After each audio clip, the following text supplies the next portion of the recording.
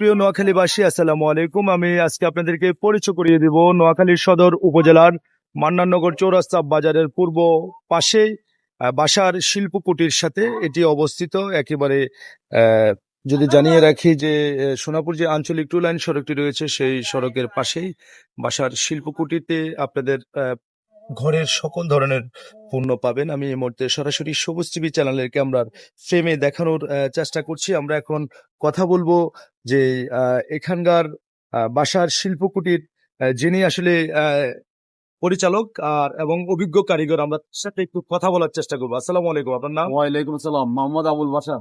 আচ্ছা, আপনার দোকানের নাম কি দিচ্ছেন? বাসার কুটির শিল্প। আচ্ছা, এই কাজটা আপনি আজকে কত বছর থেকে করেন?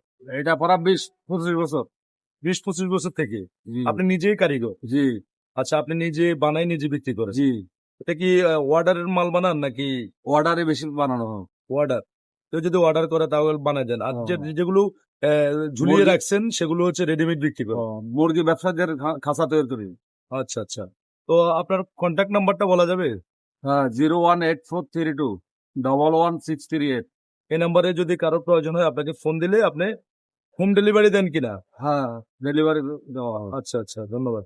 দর্শক, আমরা কথা বলেছি বাসার শিল্পকুটির যিনি কারিগর রয়েছেন তার সাথে। তিনি আমাদেরকে এমনটাই জানিয়েছেন যে হোম ডেলিভারিও দেন এবং কেউ যদি অর্ডার করে সেই অর্ডারের মালগুলো তিনি পৌঁছান। আসলে সবকিছু মিলিয়ে কিন্তু খুবই সুন্দর লাগছে আমার কাছে। হাজার বছরের ঐতিহ্য ধরে রেখেছেন এই বাসার শিল্পকুটির। তো দর্শক, আমার কাছে এই ছিল নোয়াখালী সদর উপজেলার মান্নাননগর চৌরাস্তা বাজারের পূর্ব পাশে থেকে সর্বশেষ আপডেট খবর।